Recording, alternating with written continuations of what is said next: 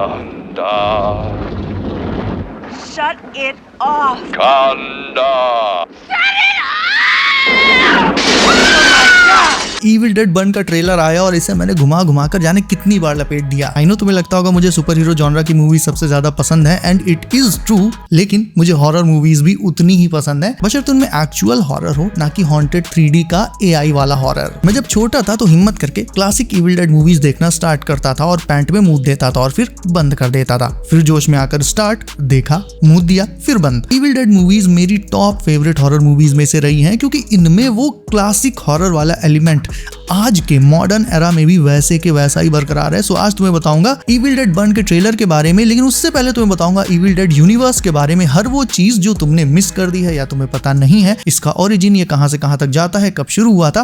Will talk about everything, लेकिन उससे पहले तुमसे रिक्वेस्ट है कि एवेंजर्स डूम्सडे आने तक मैंने इस चैनल पर 100K सब्स का टारगेट रखा है, which is not possible without your support. So अगर तुम चैनल पर नए हो then most welcome, do subscribe the channel, ताकि तुम्हारा एक सब्सक्राइब मुझे 100K के और भी पास पहुंचा दे। And now let's get to Necronomicon. तो सबसे पहले तो तुम्हें बताता हूं कि इविल डेड यूनिवर्स की शुरुआत कहां से हुई। तो 1981 के आसपास दूर एक जंगल में एक कैबिन हुआ करता था, जो एक प्रोफेसर रेमंड नोबाई का था। एक बार इस प्रोफेसर को कांडार नाम की एक जगह पर एक बुक मिली। वो उस बुक को ले आया और इस पर रिसर्च करने लगा। अब शहर के शोर शराबे के बीच वो इस बुक पर अच्छे से रिसर्च नहीं कर पा रहा था, वो डिस्टर्ब हो रहा था।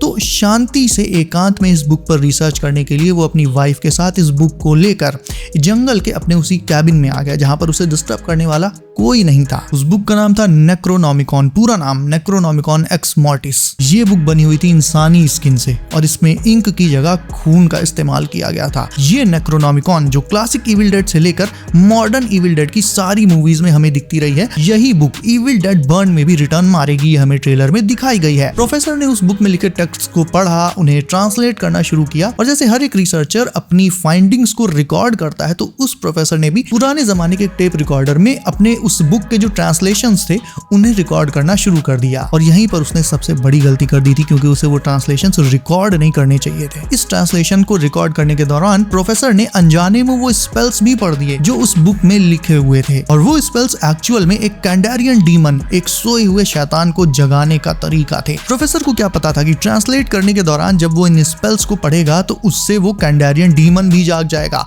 तो वो डीमन जाग गया और उस जंगल में उस कैबिन में आ गया, और प्रोफेसर की वाइफ को उसने पजेस कर लिया। प्रोफेसर ने अपनी पजेस्ड वाइफ को मारने की बहुत कोशिश की, लेकिन वो उसे मार नहीं पाया। उसकी वाइफ एक डेडाइट बन गई। नाउ कैंडारियन डीमन जिन लोगों को पजेस कर लेता है वो डेडाइट्स बन जाते हैं, और इन डेडाइट्स को मारने का सिर्फ एक तरीका होता है, जो प्रोफेसर ने अपनी रिकॉर्डिंग में बताया था। इन्हें मारने का तरीका ये है कि उस पजेस्ड इंसान के बॉडी के टुकड़े टुकड़े कर दिए जाएं। नॉर्मल गोली मारने से या चाकू मारने से, हल्का फुल्का मारने मुरने से वो नहीं मरते। डेडाइट को मारने का सिर्फ एक ही तरीका है। आखिर में प्रोफेसर ने उस बुक के ट्रांसलेशन और अपनी पूरी कहानी को, कैसे उसकी वाइफ पजेस हो गई, कैसे वो उसे मारना चाह रहा था, ये सब उसने टेप रिकॉर्डर में रिकॉर्ड कर दिया, और उस टेप रिकॉर्डर को बुक के साथ उस केबिन के बेसमेंट में छिपा दिया, ताकि वहां तक उस तक कोई पहुंच ना पाए। लेकिन फिर क्लासिक इविल डेड 1 में ऐश नाम का एक लड़का और उसके दोस्त उस कैबिन में पार्टी करने जाते हैं। वो कैबिन के बेसमेंट में जाते हैं, जहां उन्हें रिकॉर्डिंग और नेक्रोनॉमिकॉन मिल जाती हैं, और जैसे ही वो लोग टेप रिकॉर्डर ऑन करते हैं, प्रोफेसर की वॉइस में वो स्पेल्स प्ले होने लगते हैं जो उसने बुक से पढ़कर रिकॉर्ड किए थे। इन स्पेल्स के टेप रिकॉर्डर पर प्ले होते ही वो कैंडारियन डीमन फिर से जाग जाता है और सीधा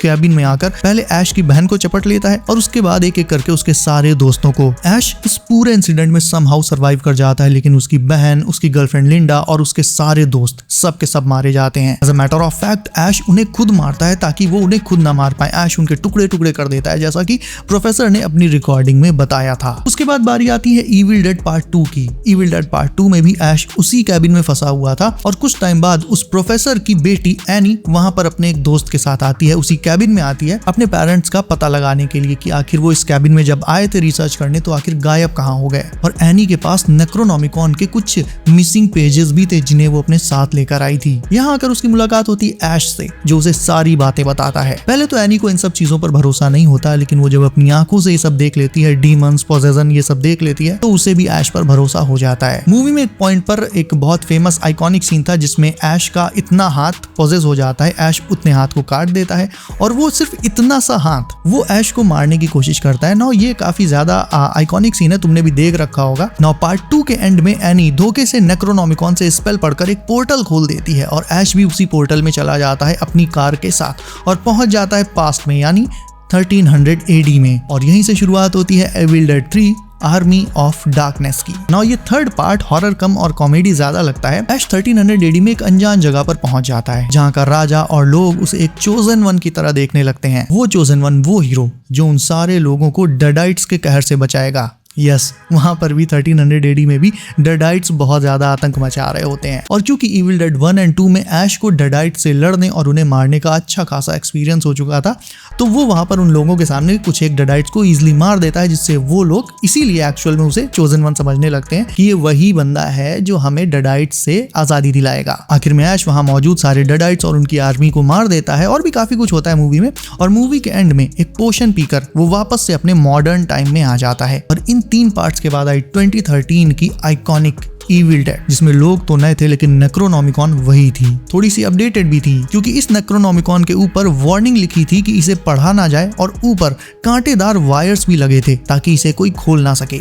लेकिन एरिक नाम का एक चश्मिश उसके बहुत चुल थी, तो वो वायर्स हटाकर बुक ओपन कर देता है और उसमें लिखे हुए स्पेल्स पढ़कर इस बार एबोमिनेशन नाम के एक डीमन को जगा देता है। ये डीमन एक एक करके फिर से सारे लोगों को पजेस करता है। पूरी मूवी में गोर भयंकर तरीके से दिखाया गया है, खूब गंदी वाली मारकाट होती है और एंड में एक कैरेक्टर जो मेन कैरेक्टर थी मिया, वो उस एबोमिनेशन से लड़कर उसे चेन सॉ से 2 टुकड़ों में काट देती है और उसे खत्म कर देती है। लेकिन नेक्रोनोमिकॉन अभी भी वैसी की वैसी ही थी। इसके बाद आई Ash versus Evil Dead series, जिसमें ऐश बुढ़ा हो चुका था लेकिन फिर भी शहर में आने वाले डेडाइट से वो लड़ता था। एंड इस सीरीज के बाद बारी आती है सबसे latest evil dead rise movie की। नाउ इविल डेड राइज की कहानी बाकी सारी इविल डेड फ्रेंचाइज से काफी डिफरेंट है क्योंकि इसमें जंगल वाले कैबिन को हटाकर इविल को लॉस एंजलिस के एक अपार्टमेंट बिल्डिंग में कहर ढाते हुए दिखाया गया है। 2 बहनें एली और बेथ। एली अपने 3 बच्चों के साथ एक अपार्टमेंट में रहती है और बेथ उससे मिलने आती है। उसी दिन एक अर्थक्वेक आता है और ग्राउंड फ्लोर पर एक बहुत बड़ा गड्ढा हो जाता है। एली का बेटा डैनी उस गड्ढे में कूद जाता है जहाँ नीचे काफी सारी पुरानी चीजें दबी हुई पड़ी हुई थी। यहीं पर डैनी को कुछ पुराने रिकॉर्ड्स और एक बुक मिलती है। उन्हें लेकर डैनी अपार्टमेंट में वापस जाता है और उन रिकॉर्ड्स को प्ले करने लगता है। उन रिकॉर्ड्स में अगेन नेक्रोनोमिकॉन के स्पेल्स की रिकॉर्डिंग थी जो काफी टाइम पहले एक प्रीस्ट ने कर रखी थी। यानी ये बुक बहुत से लोगों ने पढ़ रखी थी, इसके ट्रांसलेशंस किए थे, उन्हें रिकॉर्ड किया था। तो इस बार वो प्रोफेसर का टेप रिकॉर्डर नहीं बल्कि ये दूसरी विनाइल रिकॉर्डिंग्स थी जो डैनी को मिलती हैं और ये किसी और प्रीस्ट ने करी थी बहुत पहले के टाइम में। तो डैनी उन रिकॉर्ड्स को प्ले करने लगता है, वो स्पेल्स प्ले होने लगते हैं। डैनी उन्हें सुनते ही डर जाता है और इससे पहले कि डैनी उन रिकॉर्ड्स को रोक पाता स्पेल पूरा प्ले हो जाता है और इस बार इविल जंगल में नहीं बल्कि उस अपार्टमेंट बिल्डिंग में घुस जाती है और सबसे पहले उस इविल के सामने आती है एली, जिसे वो इंस्टेंटली पॉजेस कर लेती है। पॉजेस्ड फॉर्म में एली अपने ही बच्चों का शिकार करने लगती है। उसकी सिस्टर बेथ उससे लड़कर बच्चों को बचाने की कोशिश करती है। एली 2 बच्चों को मार देती है लेकिन जो सबसे छोटी वाली लड़की थी और बेथ ये दोनों बच जाते हैं। एंड में सारे डेडाइट्स कंबाइन होकर एक फाइनल बॉस मॉन्स्टर का फॉर्म ले लेते हैं जिसका नाम था द मोराडोर। लेकिन बेथ उस मॉन्स्टर को वुड चिपर मशीन में डालकर उसे पीस देती है और एली की सबसे छोटी बेटी और खुद को बचा लेती है। एंड फाइनली अब जुलाई में आ रही है इविल डेड बर्न, इस फ्रेंचाइज की सबसे नई एंड और भी खतरनाक movie. Now evil dead burn के ट्रेलर में भी नेक्रोनोमिकॉन दिखाई गई है। हर इविल डेड मूवी में नेक्रोनोमिकॉन के लुक्स थोड़ा सा चेंज हो जाते हैं एंड इसमें सिर्फ उस कैंडेरियन डीमन को बुलाने के स्पेल्स ही नहीं है बल्कि इसके अलावा और भी दूसरे डीमंस को बुलाने के स्पेल्स इसमें हैं। लेकिन इविल डेड बर्न नेक्रोनोमिकॉन के अलावा उस फैमिली पर भी फोकस करेगी जिसने ये सब स्टार्ट किया और इसमें फ्लाइंग डेडाइट्स भी हैं जो क्लासिक इविल डेड 1 को ट्रिब्यूट है।